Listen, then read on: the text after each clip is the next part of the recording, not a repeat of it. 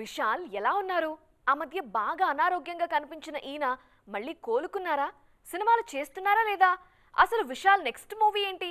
కొత్త సినిమాల కబుర్లేంటి?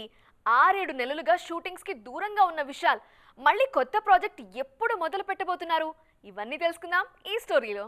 విశాల్కు తమిళంలో ఎంత మార్కెట్ ఉందో తెలుగులోనూ అంతే ఉంది. ఇంకా చెప్పాలంటే ఒకప్పుడు ఆయన సినిమాలు తమిళం కంటే ఇక్కడే ఎక్కువ కలెక్ట్ చేసేవి. పైగా తెలుగు అబ్బాయి కావడంతో విశాల్కు తెలుగులో ఆ స్పెషల్ క్రేజ్ ఎప్పుడూ అలాగే ఉంది.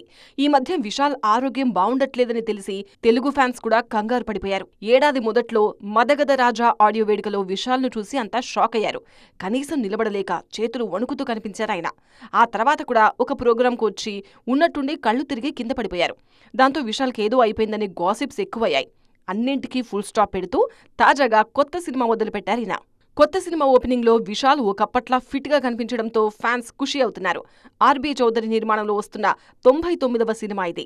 రవి అరసు తెరకెక్కిస్తున్న ఈ చిత్రంలో దుషారా విజయ్ హీరోయిన్గా యాక్ట్ చేస్తున్నారు.